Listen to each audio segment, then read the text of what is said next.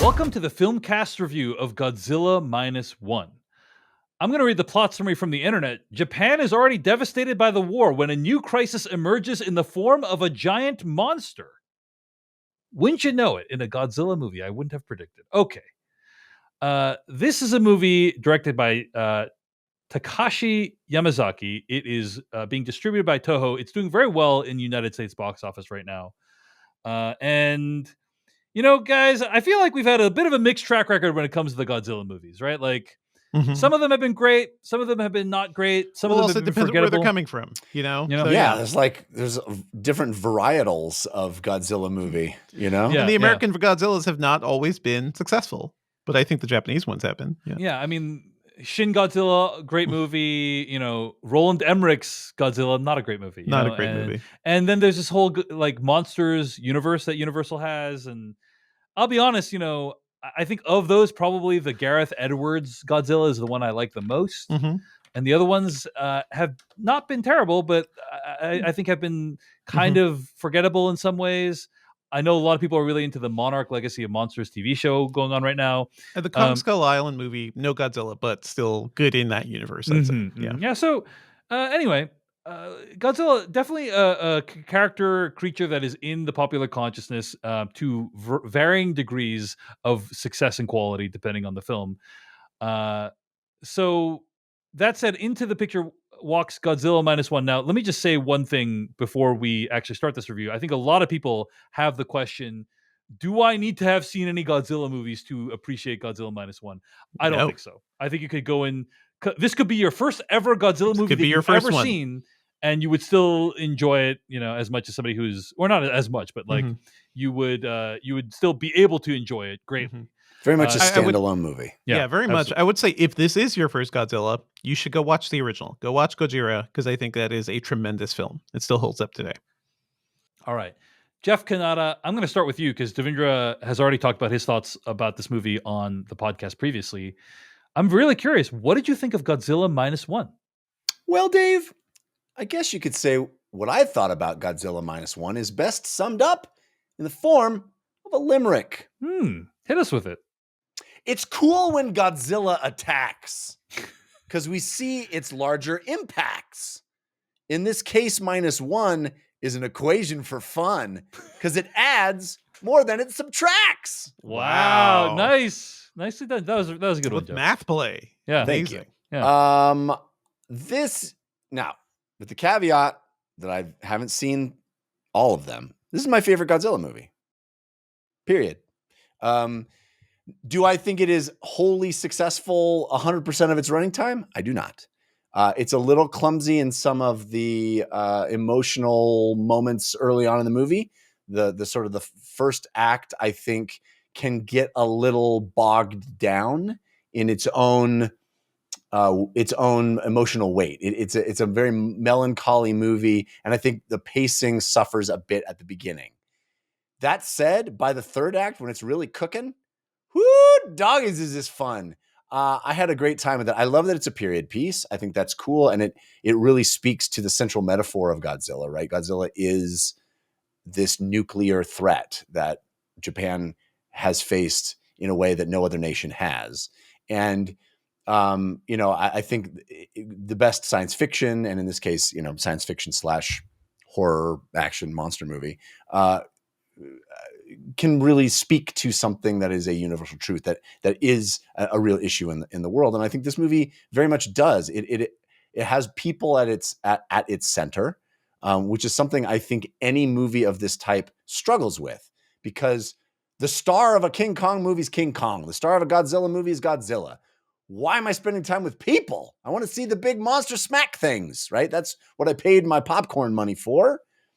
This movie, I think, handles that better than most in that it gives really compelling reasons to be invested in these people and their plight. And it really broadens it. Yes, we have a central character who has some very specific issues that the movie spends a lot of time with. But I think even more than that, this is a movie about a culture and a class of people. Very much speaks to, you know, this is a movie about sort of the the rural grassroots battle against Godzilla. And I loved it for that. I thought that was very fun. And seeing people come together and come up with a very unorthodox plan in how to deal with it. Even at a certain point, I was like, this is the plan? Really? This is what we're going with? I kind of loved how unconventional the plan was. And it's very fun to see it executed. I also think this movie very much feels influenced by Spielberg. I think there's the first action scene is Jurassic Park. The second action scene is Jaws. You know, like you can see the DNA that has been plucked from those experiences.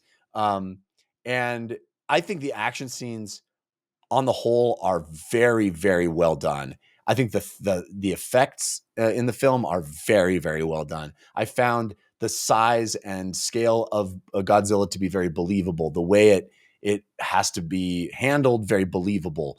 I was transported into this world, and I just thought it handled everything with there's not that cheese level that I think a lot of people like about the early Godzilla films is not present. For me, that's a boon. That is, I like that this movie handles it with a level of realism and seriousness, but it's still really thrilling and really fun, and it still has cool, bombastic, killer moments. I just thought this was almost complete success. I feel like you could trim like 15 minutes of the sort of melancholy work up to it and you wouldn't lose much. And I think the pace would benefit.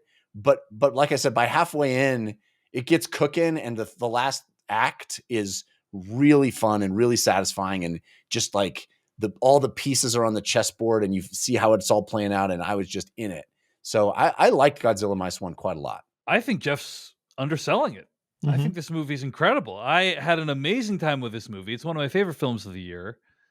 And Jeff nails one of the things that it gets right, which is it makes you care about the human characters. That's been so hard to do in certainly the American Godzilla films that we've seen, right? Like I struggle to relate to you anything that happened to any of the human characters in any of those films. You don't care about Ford Brody?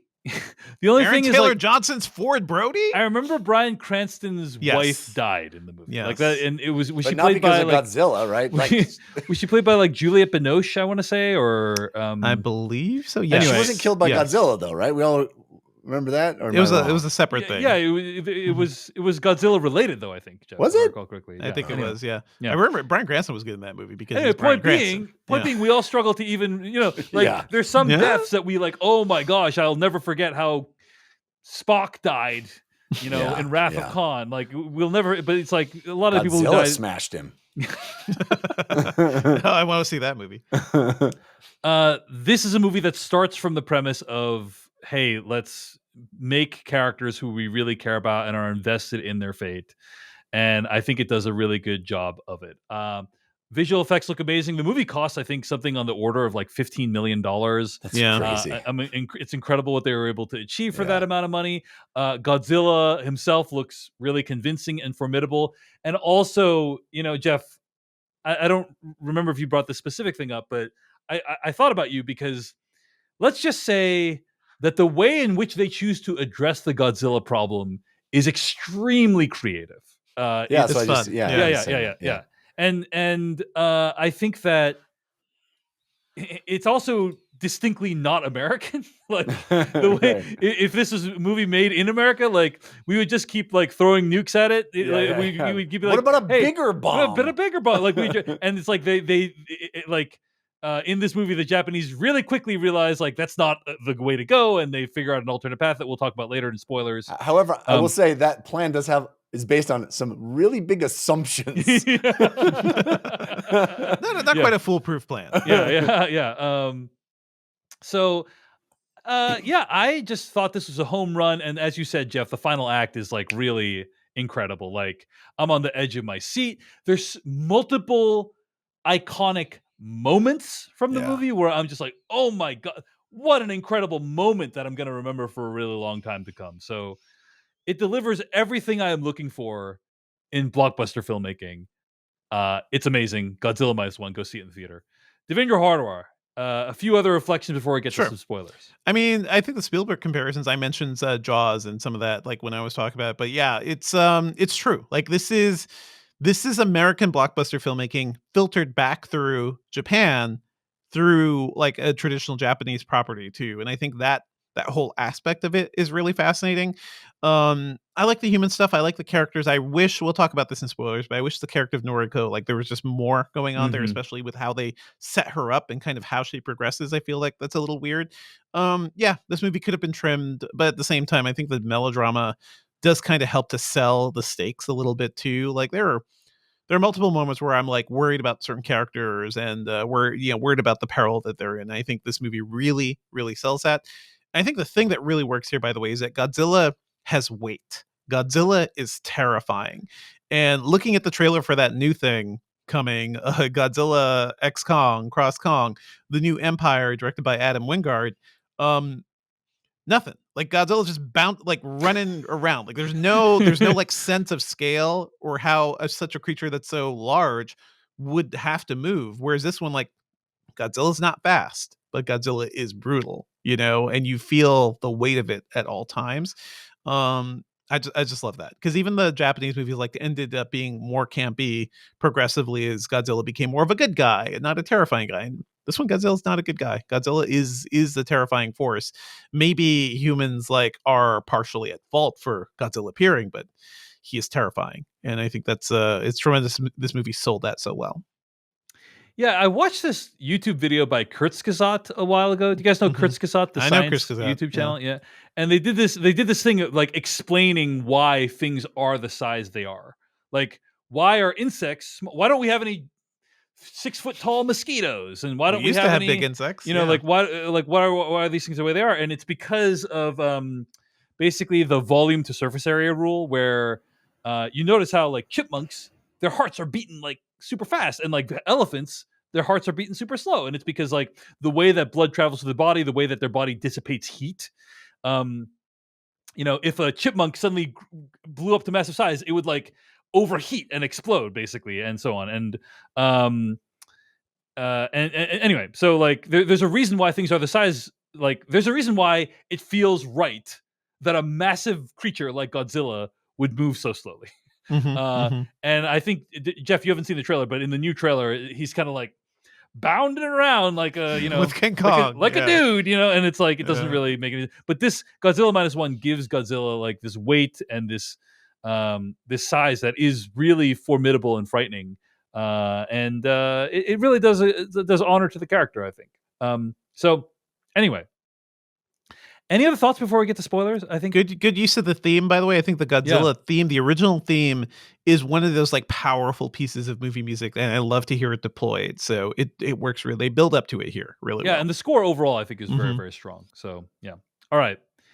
I'll say one last thing before we get to spoilers, which is, like, I got very emotional during the movie. I think, like, Mhm.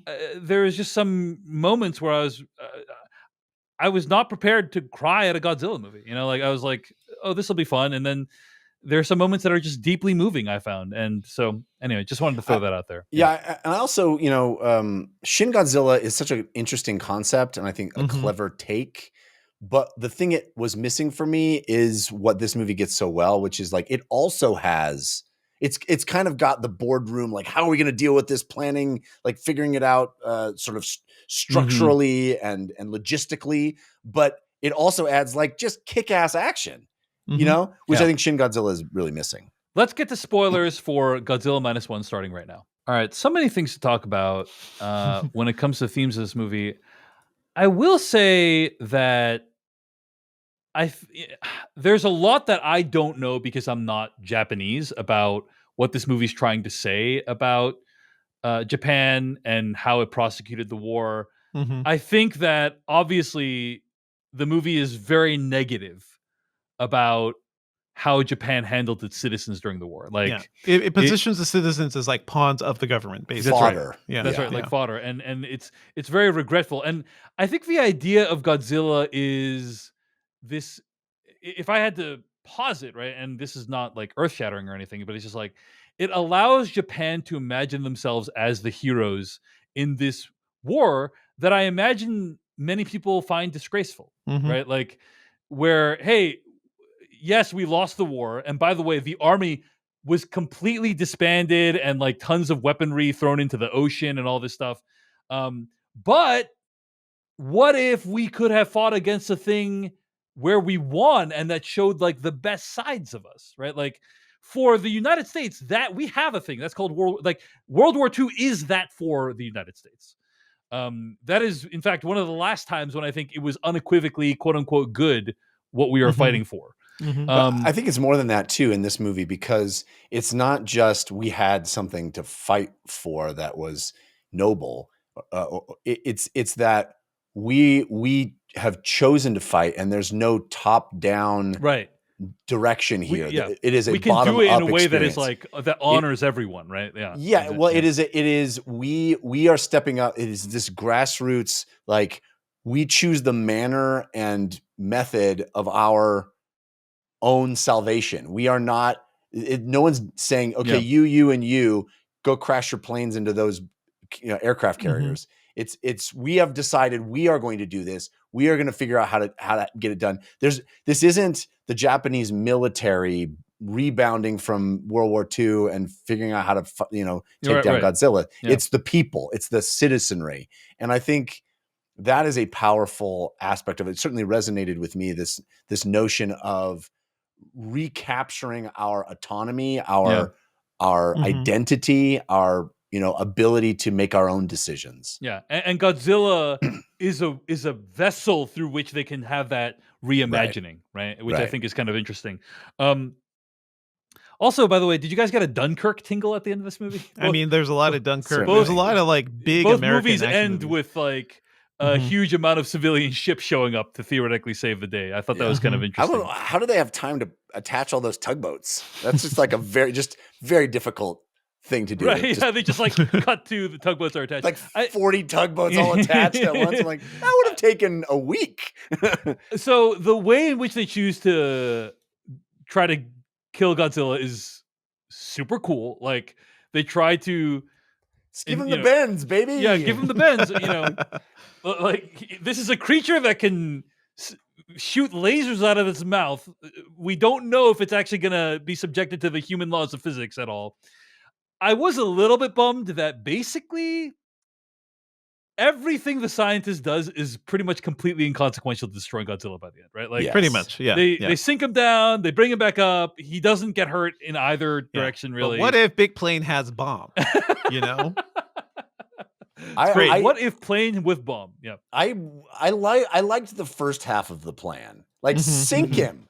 Yes. And then it's like, oh, well, let's bring it back up and give him the bends. It's like, okay, listen, this is a creature that comes from the deepest part of the ocean. Do we think that the bends even applies to said creature? I don't think Godzilla was like slowly surfacing to make sure he didn't get nitrogen narcosis, But he was born in it. He was raised by it. Let's just keep him at the bottom. But he's chewing through the things. Okay, but how long is that going to take? I don't know. It just feels like like there's a lot of assumptions about the anatomy of the Godzilla. You know what I'm saying? Putting that aside, though, there are so many amazing moments early on in the movie. The initial attack, as you said, like very Jurassic Park inspired. The attack on the city, on Ginza, so good, very well good. done. The moment when his female partner pushes him, incredible. It's just like incredible. The wind going through there, and all the shrapnel, and she's like. But by the way, though, girl, like push and jump. Yeah, don't push and stay. Push and jump. She only had energy for one piece. Yeah. Anyway, but that image is so powerful and so cool, especially for a guy who already has survivor's guilt too. He's like, oh man, just layering it on. Yeah. Well, there is this. First of all, in the wake of Oppenheimer, I did get some questions from people saying like, Oppenheimer tells the story from the perspective of the white people, basically, right? And the Japanese perspective is completely excluded from Oppenheimer, which is fine. Like Christopher Nolan wants to make that movie. I did get some questions of like, what was it like? What movie should I watch for a perspective from the Japanese people? And there is a documentary called White Light, Black Rain The Destruction of Hiroshima and Nagasaki, which is a documentary that was on HBO about what it was like for people who were nearby when the bomb went off. And I thought that was a beautiful title. White light, black rain, which is kind of what people saw: white light, and then they got black rain, and that was what they experienced. And I thought of that when our main character is like in the ashes of the city, and he starts like screaming like out of and then this just black rain is falling on his face, and it's like such a chilling image, of like obviously Godzilla is a nuclear weapon proxy. He's like a fictionalized version of a nuclear. Those are nuclear blasts weapon. he's making. Right. They're looking for nuclear stuff. Yeah, exactly. And so just like the image of him like sitting in the ashes where his ostensible wife has potentially just died, and then he's like screaming as black rain falls on his face. Like, I'm gonna remember that for a really long time. That's pretty good. My one question though is, I'm gonna try to look for her. I'm gonna try to. Yeah, well, maybe find the body. That's all I need to know. Is she's gone. She swept away. Godzilla swept her away. How did you guys feel about her not being actually? I did not like that. That's fine. Like that. Whatever. Let him be happy. Let this poor guy be happy. He's been through too much. It's just if you pin. First of all, I don't like when a female character is fringed in a movie. So it's like, that's not cool that you killed her. But if you're gonna do it, have the courage of your convictions, please. What did you think, Jeff? I'm conflicted because I definitely usually think along those lines. Yeah. In this case, I kind of was like, I felt good. It felt poor good. Guy's he's been through too much. Okay, like he deserves it. My only thing is like I like the Noriko character, but when we're introduced to her, she is sort of like a really whip-smart, charismatic character who's like talking back to him and like it's like, I got this kid and I'm doing it because it's just what we do. And pretty much once they're like hanging out together, she immediately like reverts to nourishing wife who's taking care of it and motherly role. And that feels, there was just a jump there that feels like, oh, maybe she's wrestling with this. Maybe she's getting used to it too. It just seems like she immediately like went to that. And it felt like we were skipping a lot of her character development too. I would have cared more about her, especially like potentially dying and stuff. Like I would have cared more about her if the movie had built her up better. She's kind of like plucky person on the streets in the opening scene, and then cut to 1 year later, she's a completely different person. Yeah, she's a mom. It's a plausible trajectory, but you're right. It's like missing from the movie completely that what happens to that character. So, let's see what else. Yeah, we get basically we get two. Oh, are they dead? No, they're not dead moments because the parachute moment also. Yeah, which felt cool. We get that little flashback to him like. And I built an ejector seat into this one. Well, I loved that the message of the movie is like, hey, in short, kamikaze pilots were a bad idea. We shouldn't have done it. Okay. Terrible. It was a bad idea. We should have valued life more. And then that mechanic guy is the embodiment of that message. Of how they've changed, of like, hey, I thought you should have sacrificed yourself for Godzilla before. But now I'm putting in the ejector seat so you don't need to die. I found that to be very moving. Like I love that they brought that character back because normally they would disappear, right, or have another function. But he basically ends up becoming an ally at the end. And this is a movie about understanding like we all went through this war. It kind of messed us all up. We're just trying to get through this together. That's the only way we can survive. And it's all very moving.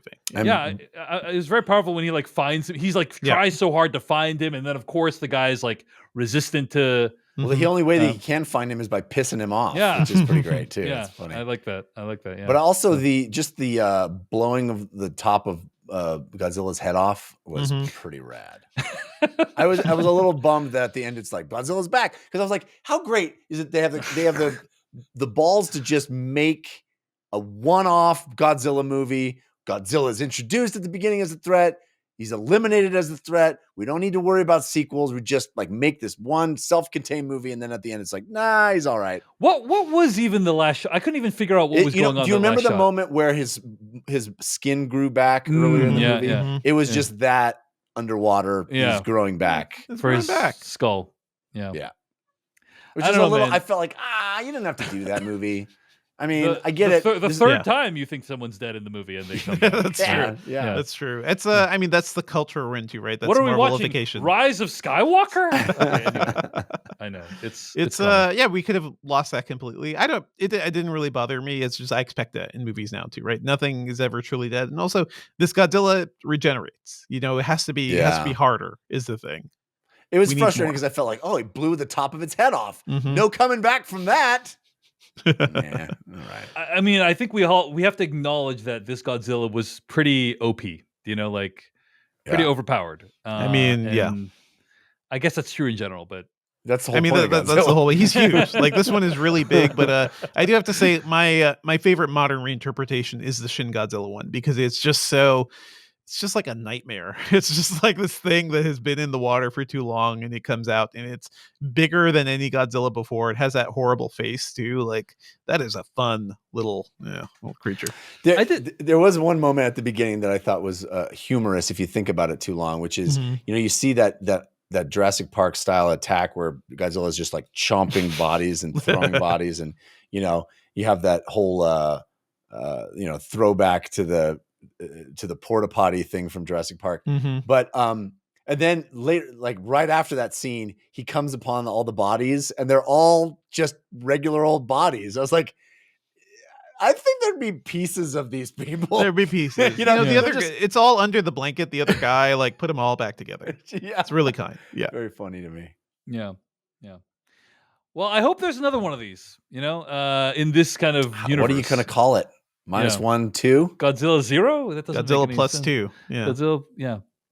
We just go negative. -2. Godzilla -2. It's I mean, I hope they kind of like they can hop into this universe. I hope like we have the American one going side by side, but we never got a full sequel to Shin Godzilla, and that ended in a really cool way. So Wasn't there I want them Shin to, like, something revisit else? there was Shin Kamen Rider, which Yeah. Hideaki Anno was also working on. Yeah. I need to see that. But overall, I had a great time. Oh, by the way, Mhm. I do just want to acknowledge. I think it was kind of interesting the way, like, it goes by so quickly in the movie. Like, it happens like in 10 seconds. But I think basically, it's like United States weapons testing is what woke Godzilla up Mhm. Yeah. again, Mhm. right?